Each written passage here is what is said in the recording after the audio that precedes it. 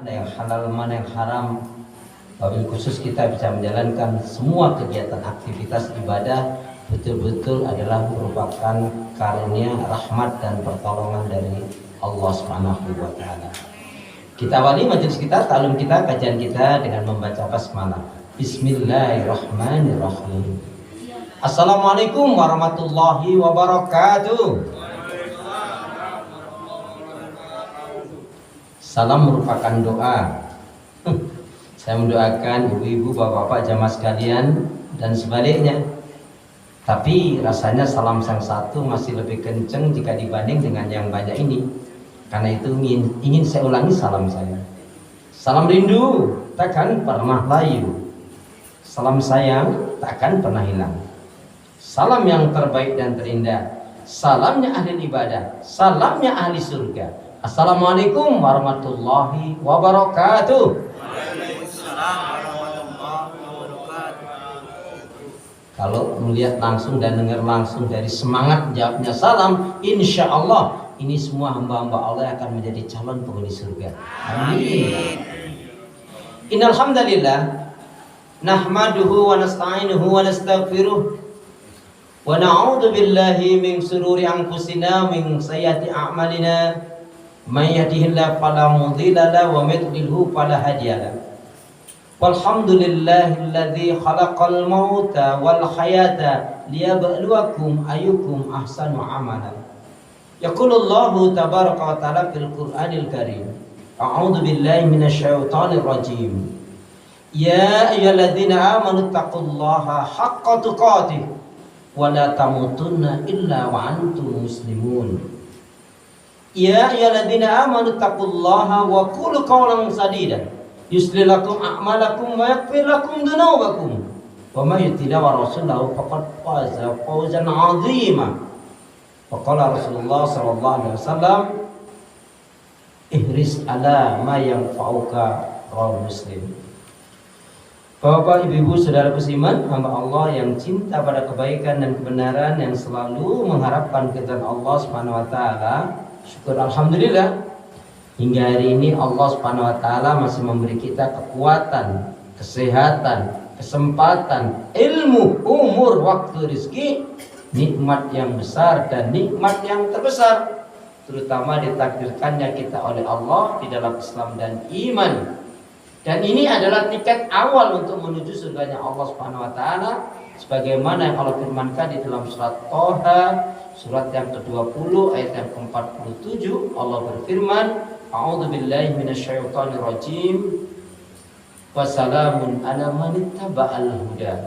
Keselamatan itu Allah akan curahkan, limpahkan, berikan bagi orang-orang yang mengikuti petunjuk hidayah Allah Subhanahu wa taala. Maka itu berusahalah terus kita jamaah sekalian ikhtiar minta kekuatan pertolongan kepada Allah agar kita bisa istiqomah di atas kebaikan dan kebenaran. Kenapa? Karena inilah kunci kebaikan, yaitu hendaknya kita selalu menyibukkan diri dalam kebaikan, ibadah dan amal saleh. Kenapa? Sebab kalau kita tidak selalu menyibukkan diri dalam kebaikan, ibadah dan amal saleh, maka syaitanlah yang akan menyibukkan kita dalam maksiat dan dosa. Dengan menyebut asma Allah yang Maha Pengasih lagi Maha Penyayang, yang tiada ilah yang berhak diibadahi dengan benar kecuali hanya Allah Subhanahu wa taala. Hanya kepada Allah lah kita beribadah dan hanya kepada Allah pula lah kita mohon pertolongan. Dan hendaknya ini menjadi prinsip hidup kita. Karena setiap salat selalu kita nyatakan dan ikrarkan, iyyaka na'budu wa iyyaka nasta'in. Hanya kepada Engkau ya Allah kami beribadah dan hanya kepada Engkau pula ya Allah kami mohon pertolongan.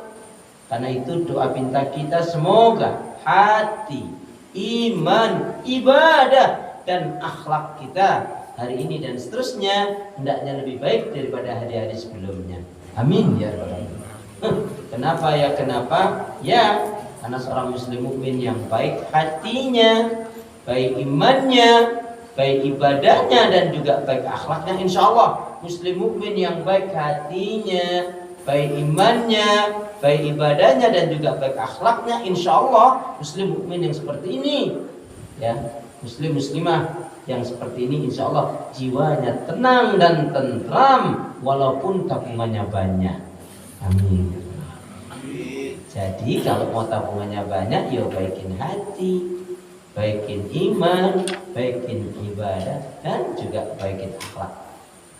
Ini termasuk mafatihur rizq. Mafatihur rizq ini adalah pembuka-pembuka rezeki. Orang itu kalau hatinya baik, maka rezekinya akan apa? Akan diberkahi oleh Allah. Orang itu kalau ibadahnya baik, maka rezekinya terus akan melimpah. Orang itu kalau imannya baik, maka rezekinya selalu membawa manfaat untuk diri, keluarga, dan yang lainnya. Dan orang itu kalau akhlaknya baik, rezekinya terus-menerus gak akan putus. Amin gitu dong. Lama banget sih harus diupload. Nah jamaah sekalian, saudara kesiman, alhamdulillahirabbil alamin. Allahumma shalli ala Muhammad, Allahumma shalli ala Muhammad. Ya, salawat dan salam semoga Allah selalu curahkan, limpahkan pada Nabi kita Muhammad sallallahu alaihi wasallam yang telah menyampaikan, mengajarkan istilah Islam dengan sempurna, rahmatan lil alamin. Bapak Ibu jamaah sehat semua? Alhamdulillah. Ibadahnya lancar? Tambah sabar? Makin bersyukur? Alhamdulillah.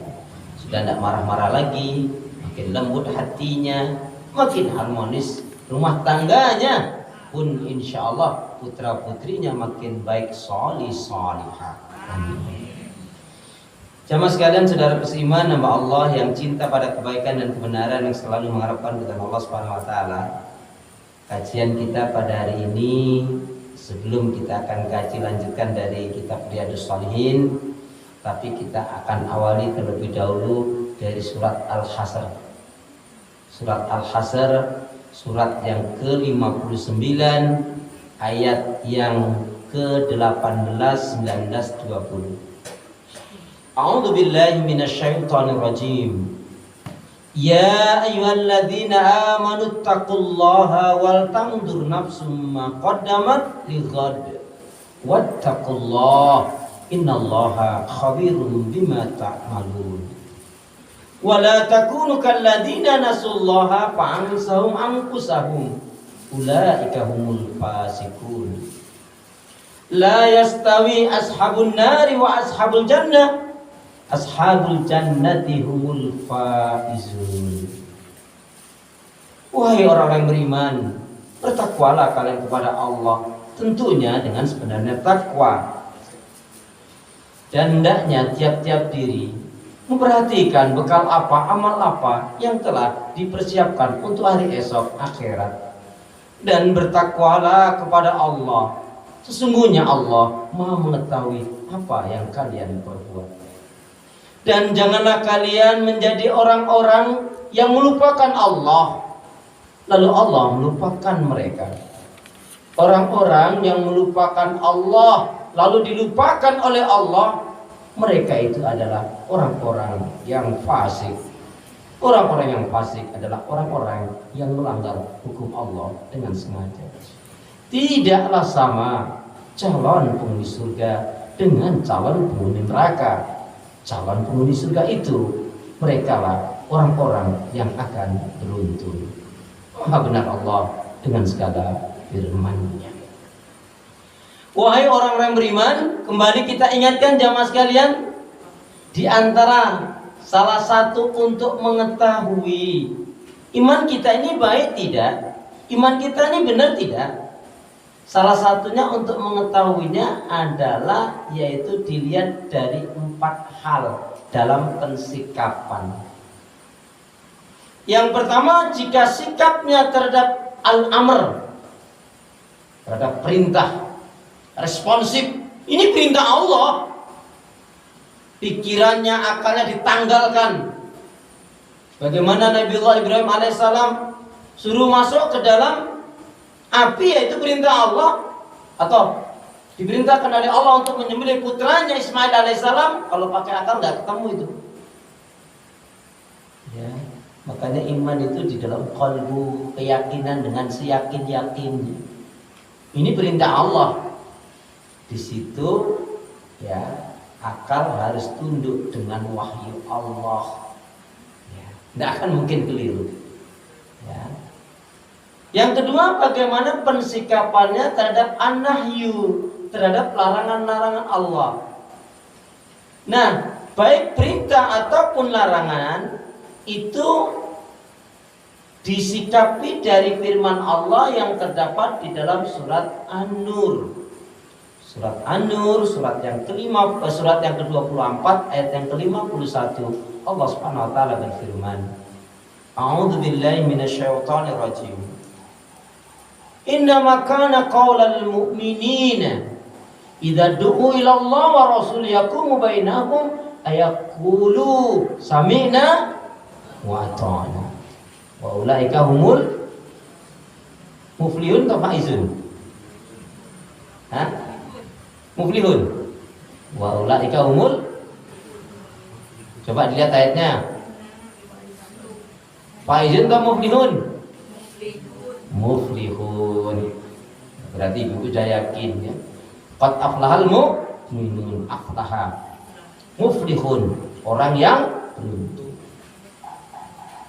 Nah, perlu kita pahami jamaah sekalian.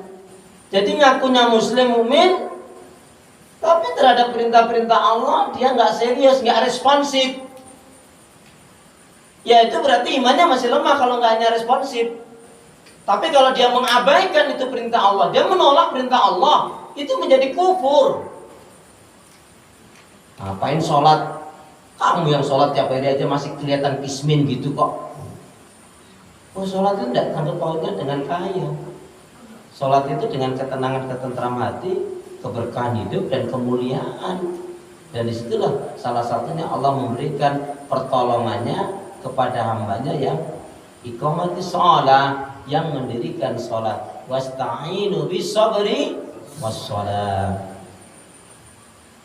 Nah sekarang kita nggak usah lihat orang lain, nggak usah menilai orang lain, tapi kita nilai diri kita lihat diri kita. Bagaimana sih responsif kita terhadap perintah-perintah Allah dan larangan Allah? Apa akal kita? Naudzubillah dari kalau nafsu kita yang berbicara. Makanya seorang muslim mukmin selalu nih, sebetulnya gampang saja, Bapak Ibu. Kalau disimpul-simpulkan, Allah memuji kita itu hanya dengan dua hal saja sebenarnya. Itu dengan perintah dan larangan. Jadi kalau terhadap perintah, ini perintah sholat, aqimus sholat, ya dirikan sholat. Semua perintah-perintah yang Allah sampaikan dalam Al-Quran ataupun yang disampaikan oleh Rasulullah SAW di dalam sabdanya, semua perintah-perintah itu membawa kebaikan, keselamatan, keberkahan dan manfaat. Allah perintahkan kita saum, ternyata sumutasihu, saum itu akan ya mendatangkan kesehatan. Ya. Berapa banyak orang yang sakit dengan izin Allah sembuh dikarenakan dengan perantara Allah ketolong dengan wasilah saum. Allah perintahkan menikah, ya manfaatnya menikah jelas. Terhindarlah dari mestinya dari maksiat dan dosa. Bisa irtiqal ibadah, bisa tingkatkan, dia meningkatkan ibadahnya. Dari nikah itu Allah kayahkan. Ya. Coba Bapak Ibu ingat-ingat dulu panjenengan sebelum nikah dengan setelah nikah kayaan mana? Setelah nikah. Dulu berapa Pak gajinya per bulan panjenengan nikah itu waktu itu masih berapa? Rumah yang tidak punya sendiri toh Pak waktu itu. Kontrak. Kalau bicara kontrak itu jangan nyinggung dong Bu. Saya ingat loh kalau bicara kontrak nyewa itu saya ingat betul itu. Anak pertama kontrak, anak kedua numpang, anak ketiga nyewa, sama aja sebetulnya.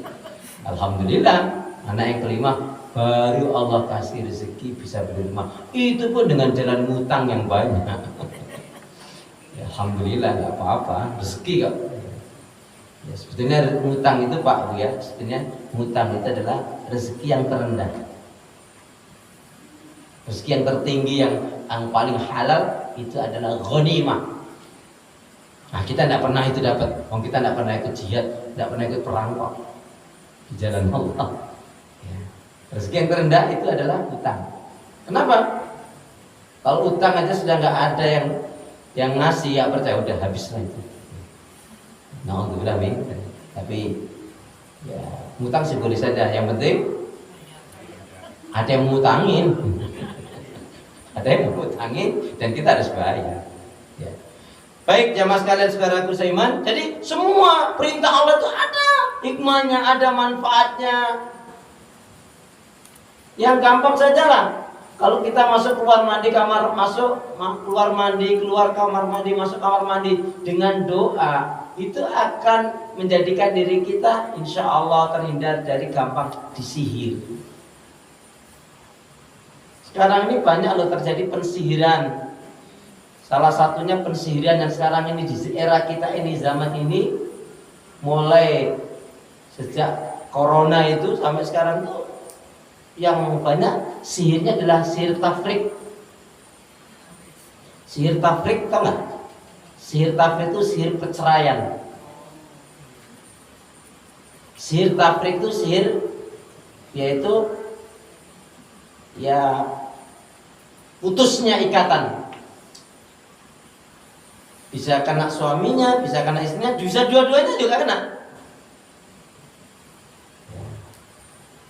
Tetapi itu bisa terkena karena maaf, suami istri itu bisa dipastikan tidak menunaikan hak kewajibannya dengan baik dan benar. Yang kedua memang kurang ibadah.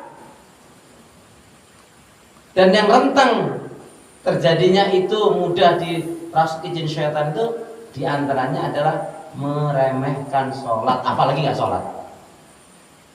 Remehkan sholat itu nunda-nunda sholat loh. Allah berfirman di dalam surat Maryam surat yang ke-19 ayat yang ke-59, A'udzubillahi minasyaitonirrajim. Fa khalafa min ba'dim khalfun adza'u shalah wa taba'u syahawat fa sawfa yalqana ghayya. Maka akan datanglah pengganti yang buruk yang mengabaikan sholat, yang memperturutkan hawa nafsu yang rendah, maka mereka pasti akan menemui kesesatan. Sahabat Ibnu Abbas radhiyallahu anhu menjelaskan, ada yang mengatakan sahabat Ibnu Abbas menjelaskan tentang ayat ini, sungguh yang dimaksudkan dengan ayat yang mulia ini adalah barang siapa yang dengan sengaja dia sudah suka menunda-nunda mengakhir-akhirkan sholatnya, maka sebenarnya dia telah berbuat maksiat dan dosa kepada Allah. Na'udzubillah. Jadi perlu sedikit istilah sihir tafrik tahu ya. Makanya biasanya Pak Kiai itu pengantin baru ya. Saya terus terang nggak setuju saya dengan pembacaan sihir taklik gitu. Oh ini kita mau bicara rumah tangga yang sakinah mawaddah warahmah kok langsung sihir taklik. Apabila tidak memberi makan 3 bulan jatuhlah talak 1. Itu apa betul ngasih uang 5.000 kok 2.000 itu? Sekarang udah jadi berapa ribu sekarang? Nah, miskinnya itu ditutupi di pacar, omongkan, nggak usah dilapatkan. Karena dengan dia melapatkan, merenungkan itu bisa menjadi ketentuan hukum. Nanti dosanya lipat-lipat masalahnya. Dia sudah tidak menunaikan kewajiban sebagai seorang suami, ya, dan itu jatuhnya sudah talak. Kalau itu menjadikan sudah talak jadi talak otomatis gimana? Iya kan? Dia berhubungan suami istri kan berdosa. Maka saya termasuk nggak setuju itu. Ya ditulis itu nggak apa-apa ditulis, baca terenungkan. Ya pelajari kamu jangan sampai nggak beri makan istri kamu, ya tanggung jawab kamu mestinya begitu. Ya kita tidak ke area itu. Jadi perlu tahu saja ibu bapak ada namanya sihir tafrik, karena ini jarang diungkap. Sihir tafrik adalah sihir perceraian, pemutusan ikatan suami istri, bisa kena suaminya saja atau istri saja atau dua-duanya. Tapi intinya agar rumah tangga itu pecah, bisa sihir tafrik itu dari laki-laki. Karena laki-laki ini senang sama wanita ini. Atau kalau tafriknya dari wanita, biar rumah tangganya pecah, ya. Kemudian si laki-laki tadi menikahi dirinya. Ini sudah buruk. Ini buruk kan? Tapi masih mending. Bukan berarti membolehkan loh. Maksudnya apa? Yang parah, si tafrik ini, naudzubillah min dzalik. Suaminya, si laki-lakinya nih, wanita ini diajak berzina, selingkuh. Ya. Dia sudah berulang kali bahkan berzina, berselingkuh. Kemudian dengan sirinya dia dipecahkan rumah tangganya itu. Jahat banget ini. Nah, demikian juga kalau yang laki-laki begitu. Alah, suami kamu sudah tua, udah sakit-sakitan, udah. Oh, dia bilang tertarik dia dengan si laki-laki. Sudah selingkuh, sudah zina. Ya, kemudian sah lagi rumah tangga. Alhamdulillah. Kita berdoa kepada Allah, semoga diri kita dan keluarga kita, anak-anak kita, keturunan kita jangan sampai terkena sihir tafrik dan sihir-sihir yang lainnya. Jadi sihir tafrik atau santet sama aja intinya. Baik saudara seiman nama Allah yang cinta pada kebaikan dan kebenaran. Jadi yang pertama dan kedua tadi, ya, untuk mengetahui iman kita, iman seseorang ini baik benar tidaknya, lihat bagaimana responsif sikapnya terhadap perintah-perintah Allah. Yang kedua terhadap bagaimana sikapnya terhadap larangan-larangan Allah. Sama saja, perintah larangan hanya bentuknya, kalau perintah dikerjakan, dijalankan, kalau larangan ditinggalkan. Tadi ada di dalam surat yang ke-24 ayat yang ke-51. Jawabannya orang yang beriman terhadap perintah Allah ataupun larangan Allah, sami'na wa ata'na. Inilah yang akan beruntung, inilah yang akan diselamatkan oleh Allah, dijaga oleh Allah. Kemudian yang ketiga, keimanan seseorang itu juga bisa diketahui bagaimana ia mensikapi terhadap tanbih. Tanbih artinya atau tanbih artinya peringatan-peringatan. Banyak sekali Bapak Ibu ayat-ayat di dalam Al-Quran yang menjelaskan tentang peringatan. Contoh di dalam surat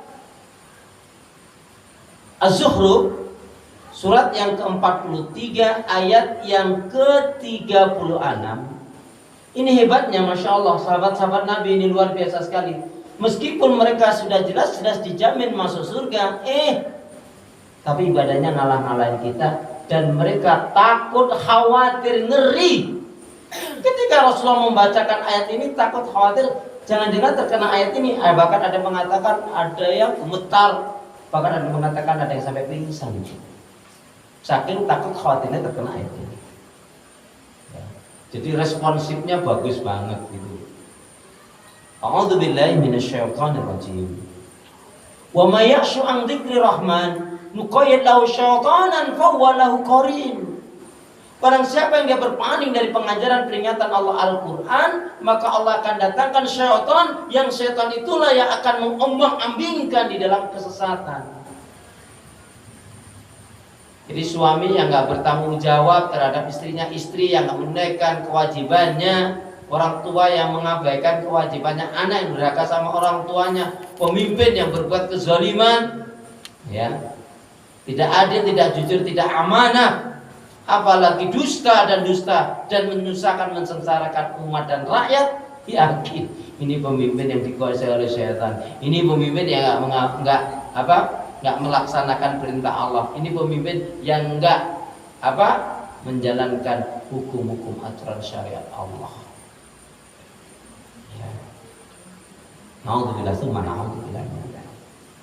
Jadi nanti ayat-ayat dalam Al-Quran juga, sesungguhnya anakmu, istrimu, suamimu, hartamu, kalau disimpulkan begitu, itu akan bisa menjadi musuh. Makanya jangan pernah kita cintai orang yang tidak mencintai Allah. Bukan mencintai kita, dia mencintai kita, kita mencintai dia. Kalau itu karena hanya hawa nafsu, bukan karena Allah landasannya, bukan karena iman, ini cinta yang dapat merusak ini. Na'udzubillah tsumma na'udzubillah min dzalik. Dan yang keempat, bagaimana pensikapannya, tidak usah orang lain, kita saja terhadap al-akhbar, terhadap berita-berita, kisah-kisah, informasi-informasi yang Allah terangkan, jelaskan, kisahkan, ceritakan di dalam Al-Quran. Contoh, kisah yang dahsyat adalah kisah peristiwa perang besar antara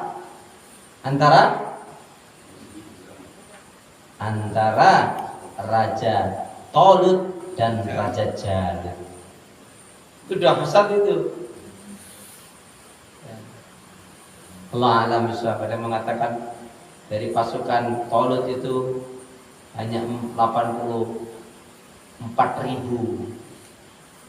pasukan Jalut itu ratusan ribu. Yang mengatakan 200.000, ada yang mengatakan 300.000, Allah, ratusan ribu dia paling.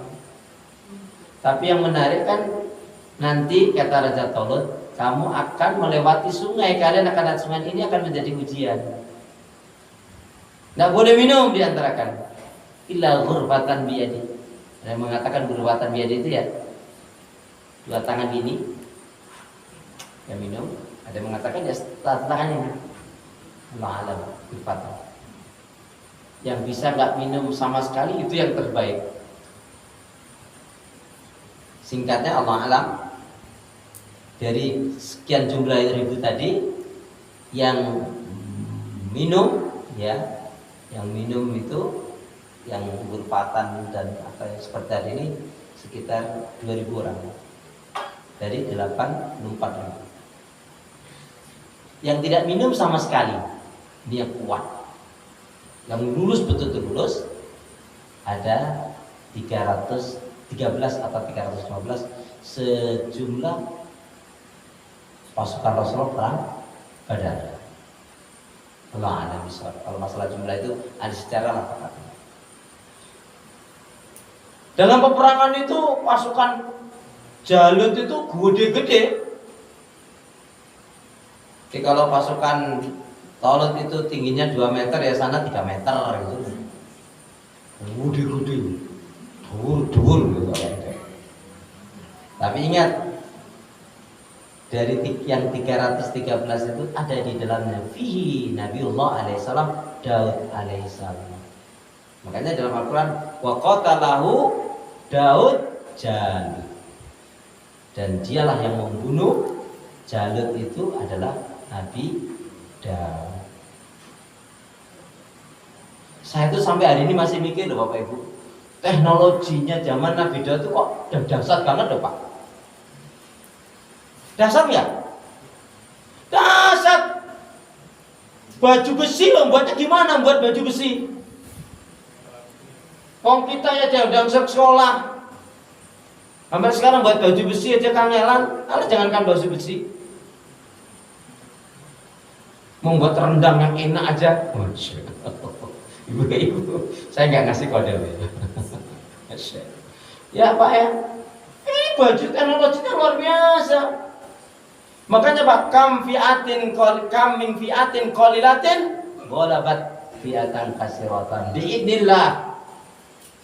Berapa banyak kelompok yang sangat kecil, sedikit, bisa mengalahkan kelompok yang besar ya, dengan izin Allah.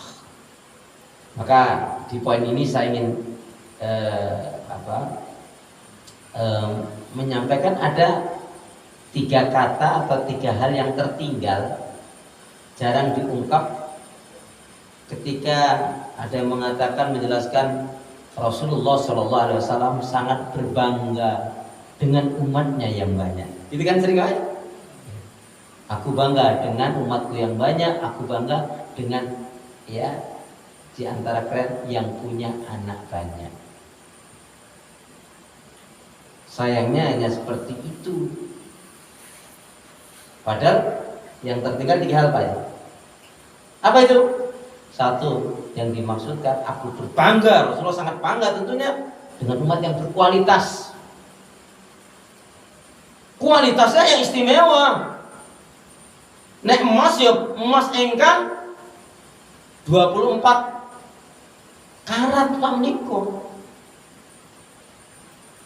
Kualitasnya, kalau kualitasnya kualitas bui hari ini, na'udzubillah min dzalik.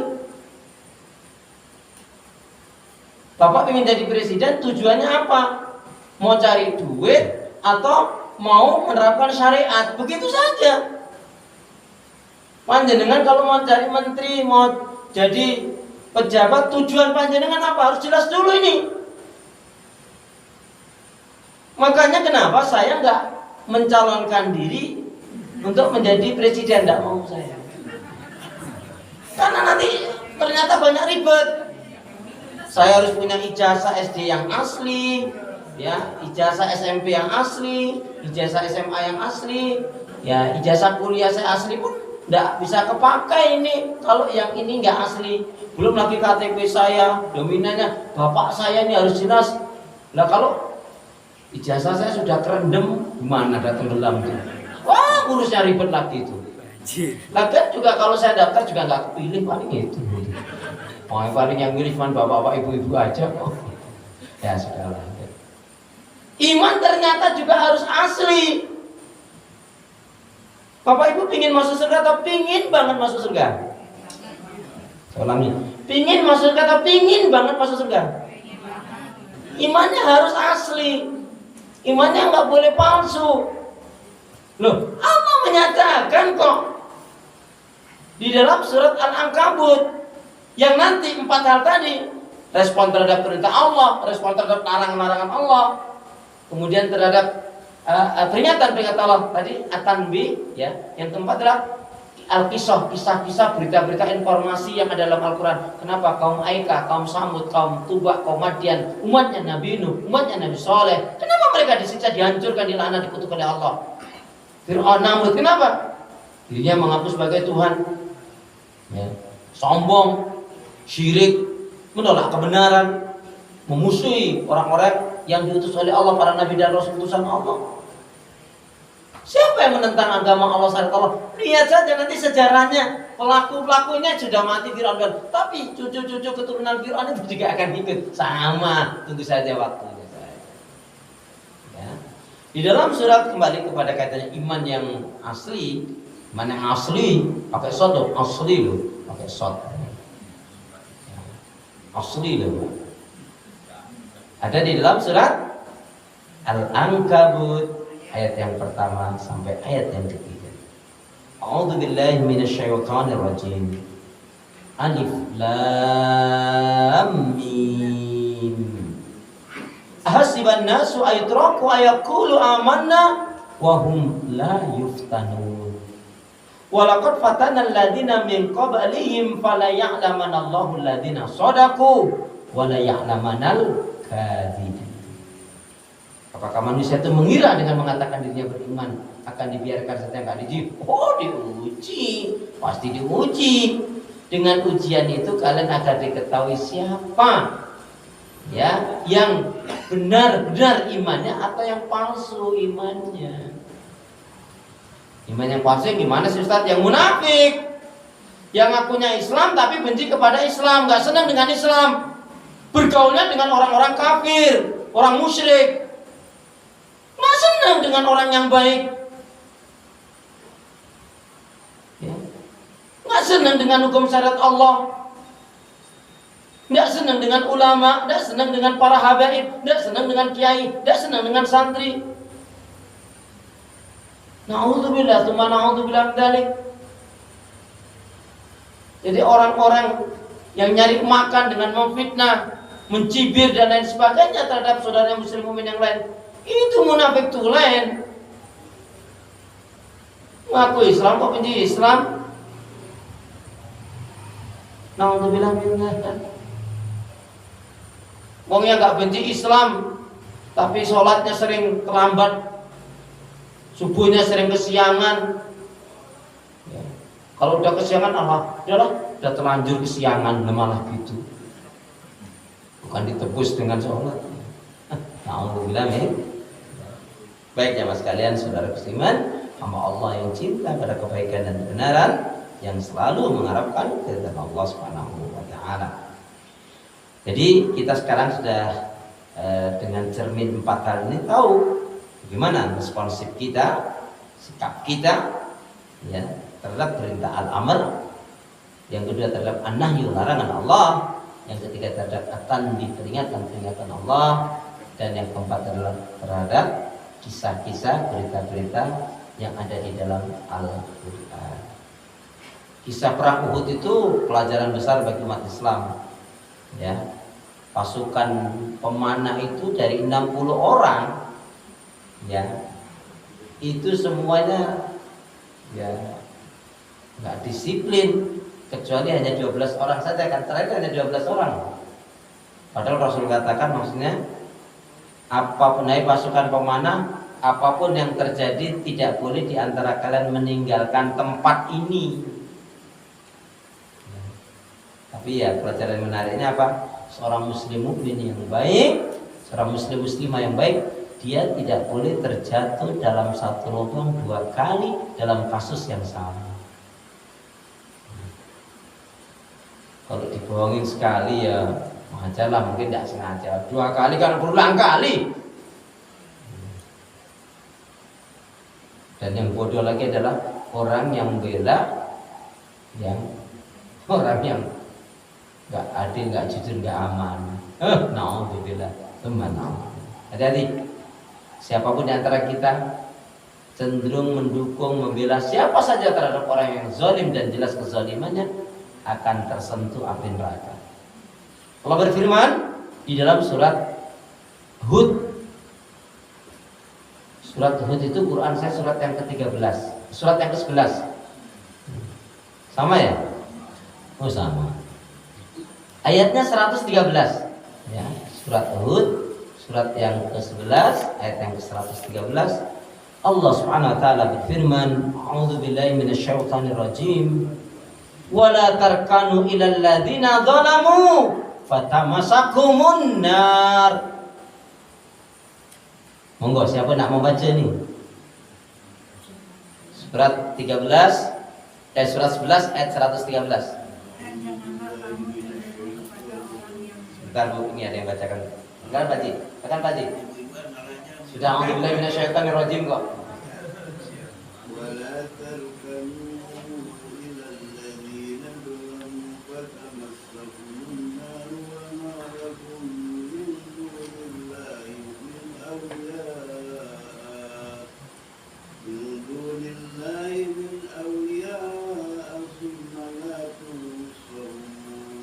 Ya Bu, artinya Bu.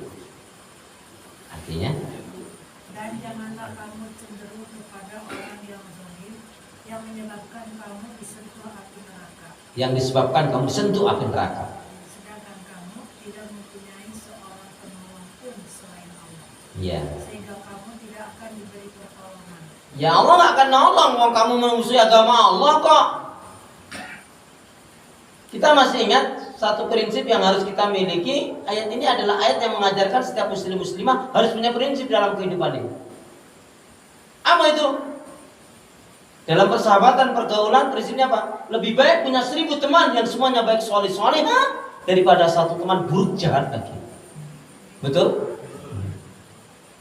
Lebih baik punya 1000 teman yang semuanya baik soleh-solehah daripada satu teman buruk jahat lagi. Alhamdulillah minta. Lebih baik kita kehilangan sesuatu karena Allah. Jangan sampai kita kehilangan Allah karena sesuatu. Kalau kehilangan sesuatu karena Allah, amanlah kita, hanya dunia saja.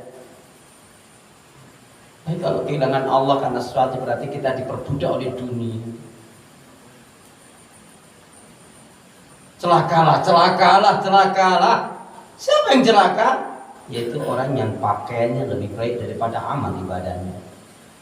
Orang yang untuk urusan dunia hura-hura maksiat dan dosa, na'udzubillah min dzalik, dia gampang mengeluarkan hartanya di jalan syaitan, tapi sulit sekali mengeluarkan harta di jalan Allah. Kembali kepada ayat surat Al-Hasr tadi, wahai orang beriman, ya, bertakwalah kalian kepada Allah.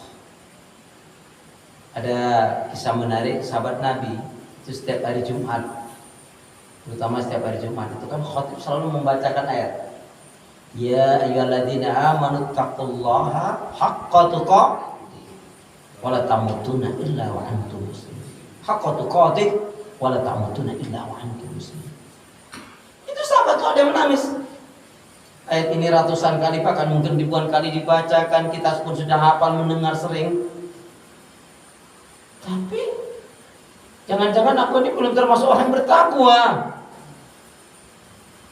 Jangan-jangan imanku ini masih belum benar. Karena kita tidak perlu menilai orang lain. Nah, fokus dengan apa yang kita lakukan, ya. Apakah yang sedang kita lakukan ini betul-betul menghantarkan ke surga? Nah, untuk belajar dari apa yang kita lakukan ini masih mengarah kepada neraka. Takwa di sini menunjukkan memang kedudukannya lebih, ya, tinggi derajatnya dibanding iman. Tapi dengan kita memahami rukun Islam ada 5, rukun iman ada 6. Rukun ihsan ada berapa? Rukun Islam ada 5, rukun iman ada 6. Rukun ihsan ada berapa? Ya Allah, Masya Allah, Astagfirullahaladzim, Inna lillahi wa inna ilaihi raji'un. Jangan sampai saya bilang begitu. Rukun ihsan ya 1, anta budallaha ka'annaka tarahu fa illam takun tarahu fa innahu yarak. Kamu beribadah kepada Allah dengan sebenarnya ibadah. Kamu beribadah kepada Allah, yakin seolah-olah kamu melihat Allah. Kalau kamu tidak melihat Allah, yakinlah Allah pasti melihat kamu. Itu rukunnya ihsan, ya. Bertakwalah kalian kepada Allah, dan hendaknya tiap-tiap diri memperhatikan bekal apa, amal apa yang telah dipersiapkan untuk hari esok akhirat. Ingat loh, dalam surat Al-Rahman itu kan kuluman 'alaiha fan. Semua di muka bumi ini akan hancur selebur-leburnya. Dan seburuk-buruknya makhluk manusia, siapa saja yang dia menjumpai hari kiamat. Sama karena di hari kiamat itu nggak ada lagi orang yang baik. Orang-orang yang baik sebelumnya dimatikan oleh Allah. Tinggal orang yang buruk itu. Cuman kan kita nggak tahu kapan terjadinya hari kiamat itu, jemaah sekalian. Hendaknya tiap-tiap dari memperhatikan bekal apa, amal apa yang telah dipersiapkan untuk hari esok akhirat. Dan dan bertakwalah kepada Allah. Sebenarnya Allah mau mengetahui apa yang kalian perbuat. Rasulullah juga bersabda, ittaqillaha haitsu ma kunta wa atbi sayyi'atal hasanata tamhuha wa khaliqin nas bi khuluqin hasanin. Bertakwalah kalian kepada Allah, tentunya dengan sebenarnya takwa, semangat dalam menjalankan perintah Allah, siap dimanapun menjalankan perintah Allah, dan juga siap menjauhkan larangan-larangan Allah. Kalau hanya perintah Allah kerjakan, larangan Allah dilabrak, dilanggar, itu namanya STMJ. Salat terus, maksiatnya jalan.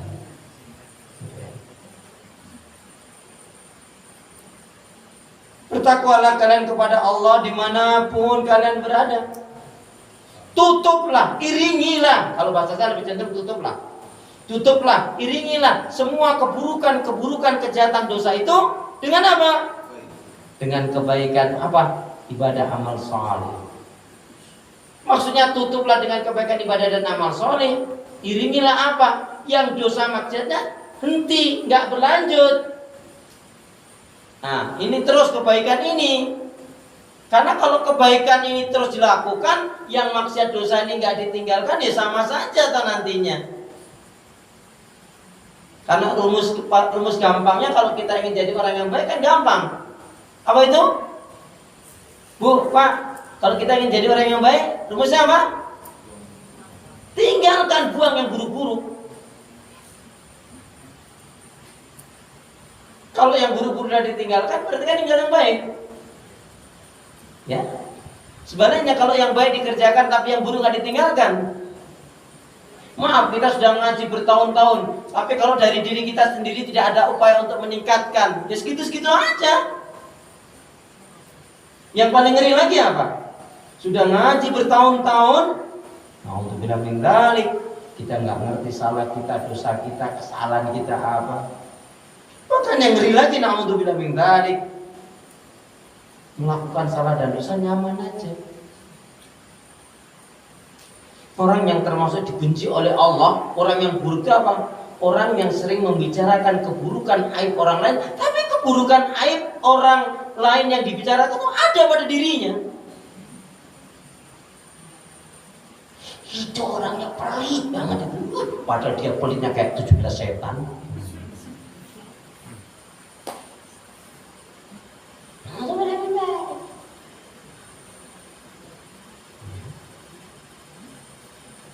Makanya kata Imam Syafi'i, Bapak Ibu jamaah sekalian, cari teman sahabat yang maksudnya apa? Yang mengingatkan kalian pada akhirat, yang mengingatkan kepada taat iman kepada Allah, yang berani menegur kalian ketika kalian salah. Karena teman yang seperti inilah yang mengajak, yang mengingatkan kepada akhirat, mengajak pada keimanan, ketaatan, yang mengingatkan, menegur ketika kita salah. Inilah teman sahabat yang nanti insya Allah akan berdampingan di surganya Allah. Amin. Jangan pernah kita cintai orang-orang yang tidak mencintai Allah. Capek. Bisnis juga bisa digibulin kita. Toh?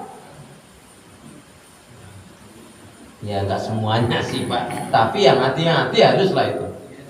Kayaknya pernah pengalaman ini. Orang yang ngabaikan sholat, yang nggak amanah, yang nggak jujur, terus-teruskan nanti bisa. Makanya kaidah dalam Islam itu kan indah sekali, ada beberapa kaidah. Orang mukmin itu harus punya kaidah ini loh. 1, fakir qabla an ta'zim, berpikir terlebih dahulu sebelum berucap dan berbuat. Bu, Pak, jangan sambil emosi memutuskan satu perkara. Problem nanti. Aja. Capek aku, wis kayaknya. Cerain aku. Dicerain betul, habislah Pak. Jadi fakir qabla an ta'zim, berpikir yang panjang terlebih dahulu sebelum berucap berbuat. Kalau sudah dipikir-pikir panjang, pikirkan lagi manfaat madaratnya sebelum mengambil tindakan. Kenapa? Karena al-ajalatu min amali syaitan. Ketergesa-gesaan itu dari pekerjaan perbuatannya syaitan. Fita'ani salama wa bil ajalati nadama. Berikutin saya. Bismillahirrahmanirrahim. Fita'ani salama. Fita'ani salama. Wa fil ajalati nadama. Di dalam kehati-hatian mendatangkan keselamatan. Di dalam ketergesa-gesaan mendatangkan penyesalan. Jadi nggak usah kerusak-kerusuh. Rasul nggak suka itu. Ya. Di dalam ketenangan orang tenang itu biasanya mengambil tindakan dengan baik. Ya. Kalau cepat dengan kerusak-kerusuh beda. Kawannya cepat, kelular-kelulur, gedundak-gedunduk, ngelongkok, gak semangat. Ma, udah azan ma? Iya mama dengar. Mama nggak sholat sekarang, ntar aja deh, masih ada waktu panjang. Iya. Takutnya habis itu mati. Yuk bergegaslah, waktu kita tidak terlalu lama. Waktu kita hanya sebentar saja jamaah sekalian. Saat ini, hari ini, saat ini kita ini sebenarnya sedang dikejar-kejar dengan yang namanya kematian. Bahkan datangnya kematian itu lebih cepat dari yang kita perkirakan.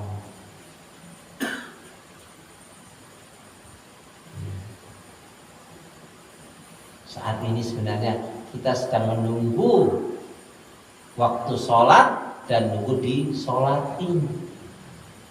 Kematian, yakin akan mati? Dan kematian itu unik ya. Kullu nafsin dha'iqatul maut. Pasti kan?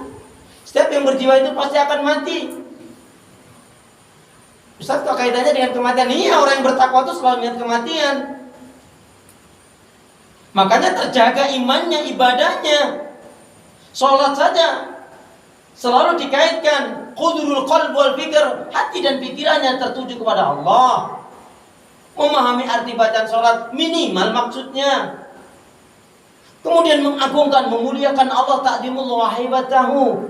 Satu lagi, dan dia jadikan seolah-olah ini adalah sholat yang terakhir. Kalau sholatnya ini sholat yang terakhir, kira-kira khusyuk nggak kira-kira? Ibu, Anda sholatnya ya subuh besok tidak kebagian karena malaikat akan cabut nyawa Anda jam 4.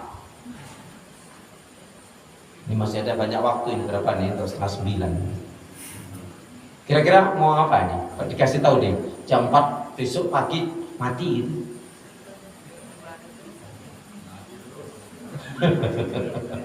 Wajib tulis-tulis wasiat, teleponin kabeh. Tak maaf, ibu-ibu mungkin yang punya cincin gelang emas, langsung gitu. Kullu nafsin dha'iqatul maut.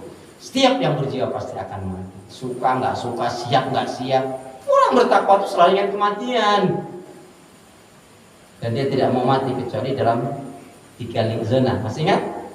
Allahumma khtim lana bil Islam, wahtim lana bil iman, wahtim lana bi husnil khatimah.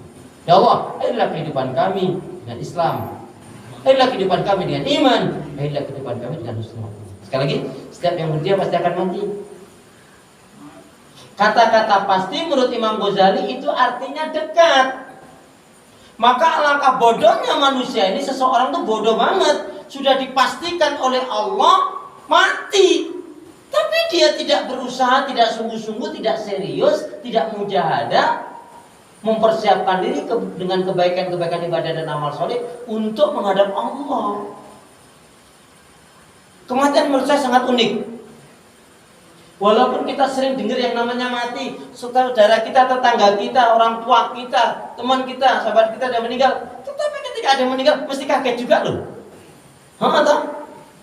Mungkin Bapak Ibu pernah mendengar, pernah melihat ada yang suaminya sakit berat, ya, itu istrinya hampir tiap hari dia bawa di kursi roda itu cari sinar matahari dengan harapan Allah sembuhkan dengan sinar matahari. Dia tetap minta kepada Allah, tapi wasilahnya harapannya dengan sinar matahari ini Allah sembuhkan, atau paling tidak Allah panjangkanlah umurnya. Yang sakit berat suaminya, ya, istrinya dengan sayangnya, dengan cintanya, dengan sabarnya dia jemur itu sama suaminya. Yang sakit berat suaminya, yang meninggal malah yang meninggal siapa? Saudaranya. Kalau bilang tetangganya, kemarin saya sudah bilang tetangganya kan, maka tidak saya jawab tetangga. Loh iya kan? Pernah kan gitu kan? Ini nggak nyangka ya, yang sakit berat itu padahal kakaknya, adiknya yang meninggal, kan gitu. Nah, itu uniknya di situ. Baik saudara keiman, ngomong takwa masa nggak ingat mati? Baik, kita fokus lagi. Orang yang bertakwa itu, Bapak Ibu, dimanapun berada, dia selalu membawa 5 rasa. Ada yang masih ingat? Dengan 5 rasa inilah, di antaranya orang ini akan ditolong, dijaga, dirahmati oleh Allah, dan dia akan terhindar dari segala keburukan dan fitnah. Amin, gitu dong. Lama banget sih. Apa 5 rasa itu? Rasa cinta, rasa rindu, rasa malu, rasa takut, dan merasa selalu diawasi oleh Allah.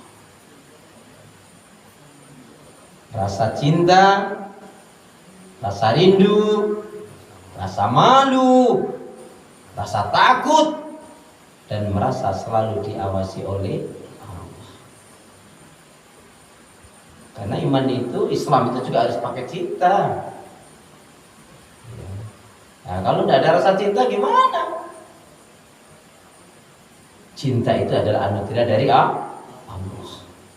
Siapa yang dia tidak memiliki cinta, ya nggak dianugerahi oleh Allah. Dan hidup tanpa cinta, ya, bagaikan taman yang tak berbunga. Itulah kata pencinta. Cinta yang benar. Tadi, jangan pernah kita cintai orang yang tidak mencintai Allah. Maaf Bapak Ibu jamaah sekalian, kok aku sudah beriman lama Ustaz, tapi kok imanku ya gini-gini aja. Aku kok nggak ada terlalu pengaruh dengan baca Quran, dengan sholat, dikira biasa-biasa aja. Oh mungkin memang kita belum sampai dalam 3 hal itu. Karena Rasul katakan salasun mangkuna fi wajada halawatan iman. 3 hal yang apabila terdapat dalam diri seseorang, barulah dia akan merasakan betul-betul manisnya iman, lezatnya iman. Ayakunallahu wa rasuluhu ahaba ilaihi mimma siwahu. Dia lebih mencintai Allah dan Rasulnya di atas segala-galanya. Sering saya ulang-ulang ya, ada yang mengatakan Umar bin Khattab, dia kumpulkan anaknya dan istrinya, dikatakan, wahai anak-anakku, wahai istriku, ketahuilah separuh dari harta ini akan aku infakkan, aku sedekahkan di jalan Allah. Jika ada di antara kalian nggak senang, nggak setuju, nggak ridho, nggak ikhlas, keluar dari rumah ini. Ya amin, gimana tata kalam istilah tadi? Kurang lebihnya begitu kalau bahasa kita. Ayah, kenapa ayah mengatakan demikian? Iya, sebab aku tidak ingin. Nah ini menarik. Sebab aku tidak ingin kecintaanku kepada Allah dan Rasul menjadi kalah dan pudar karena aku mencintai kalian. Jadi gampang saja, suami cinta istri, istri cinta suami, lihat saja. Kalau istri diingetin sholat marah, loh ini memang istri nanggung. Ma, udah waktunya sholat, tinggalin aja. Ntar nanggung.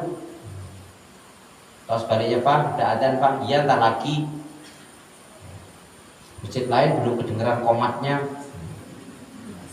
Ya gimana mau kedengeran komatnya, mau sana listriknya mati.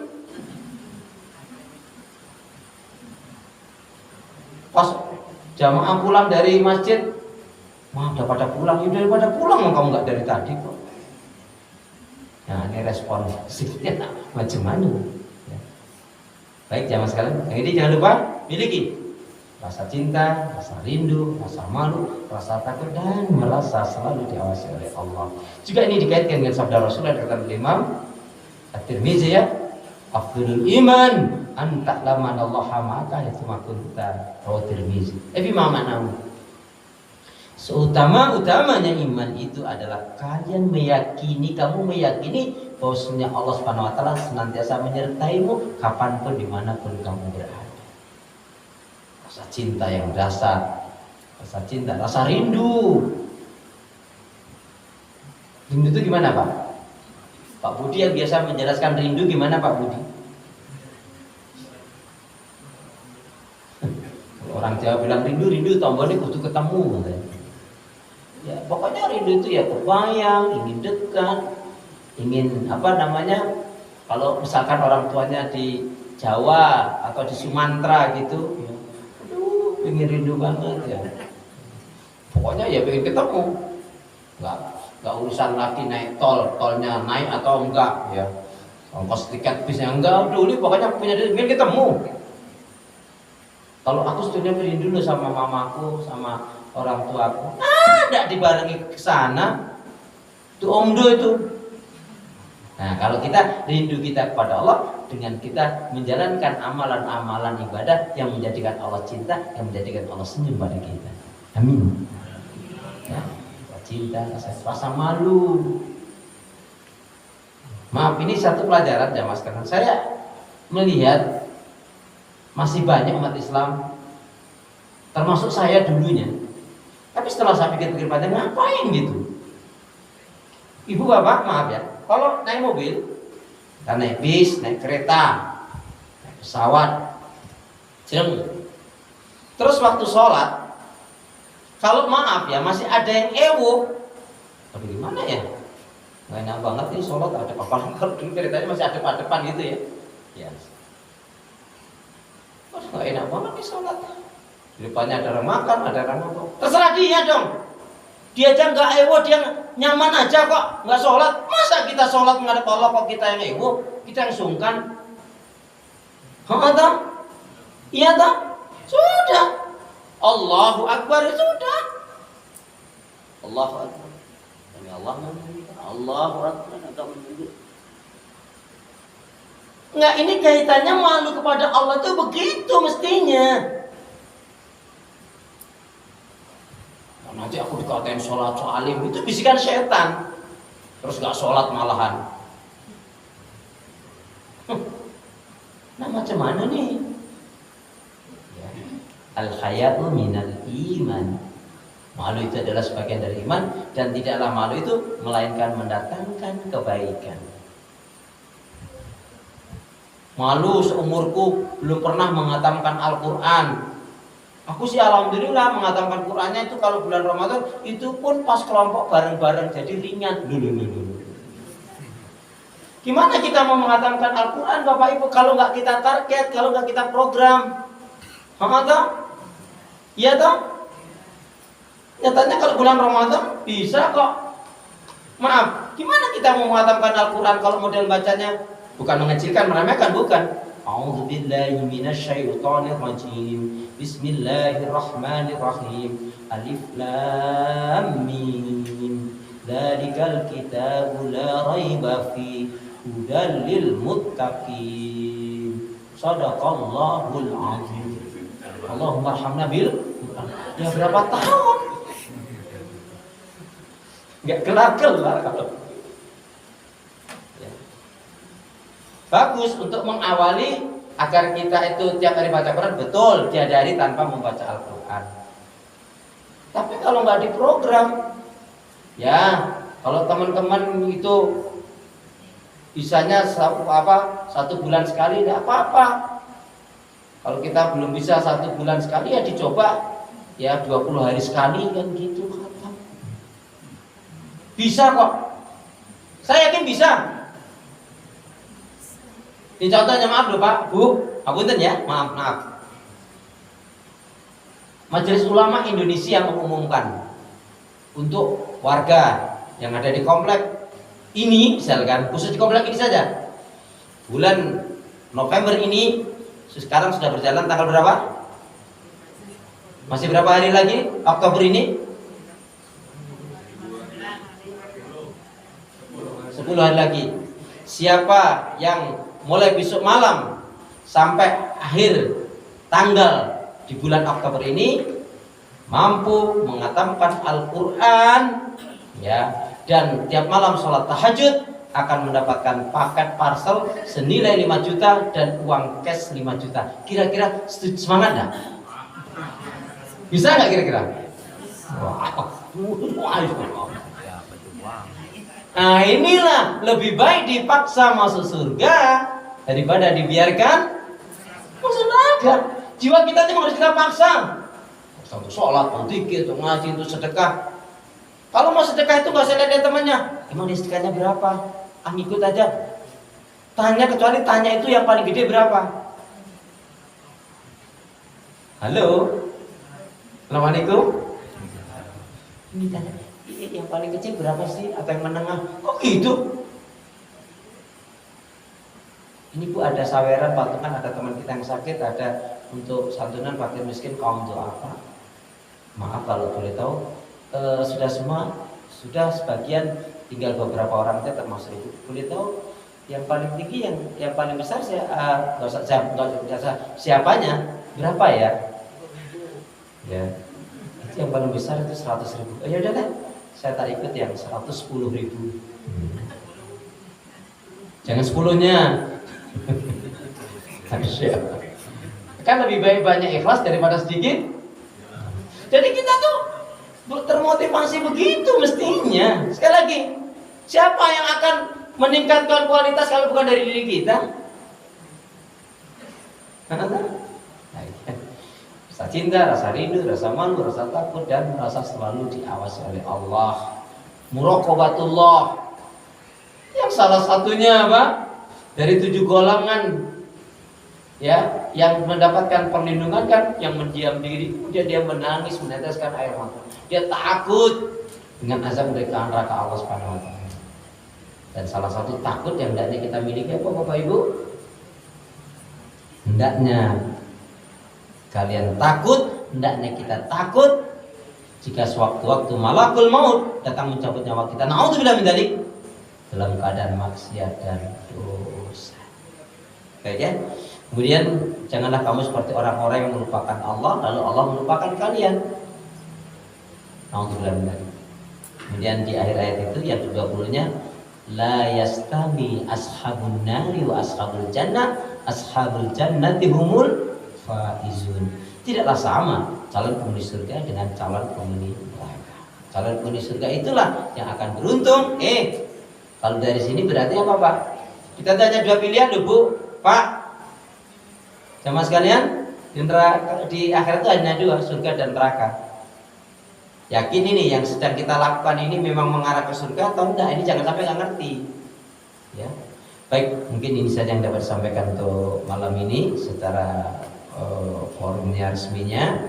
Walaupun nanti kita akan kita berdoa dulu ya Pak Bu ya, dengan beberapa doa. Setelah ini kita akan buka dengan sesentaknya.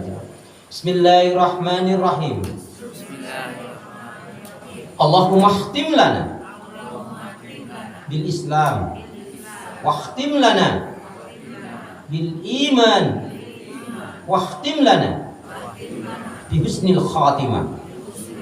Allahumma khtim lana bil Islam, wakhtim lana bil iman, wakhtim lana bi husnil khatimah. Ya Allah, akhirilah kehidupan kami dengan Islam, dan akhirilah kehidupan kami dengan iman, dan akhirilah kehidupan kami dengan husnul khatimah. Yang kedua untuk diri dan keluarga. Ya Allah ya Arhamar Rahimin, tetapkanlah aku dan keluargaku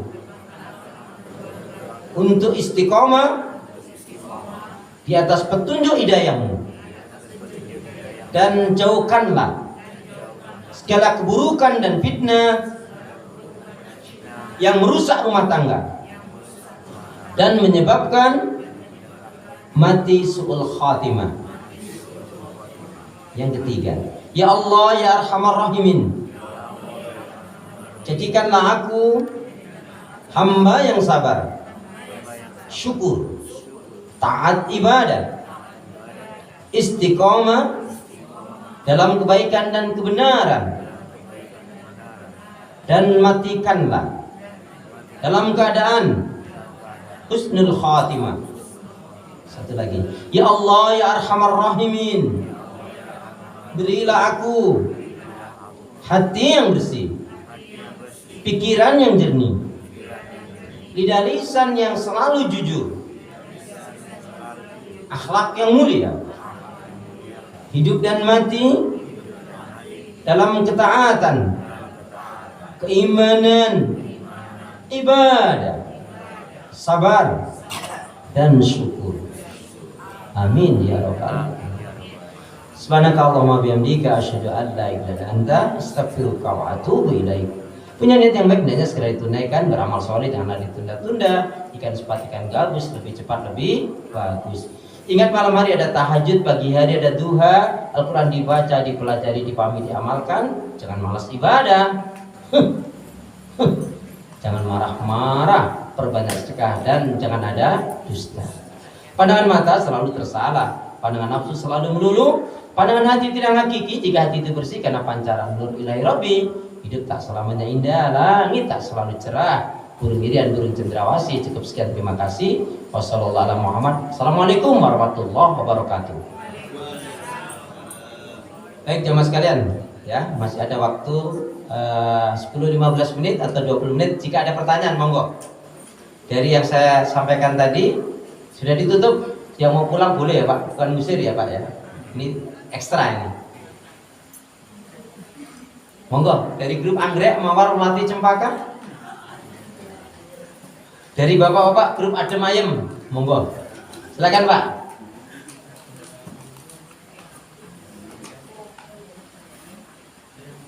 Silakan Pak Mar.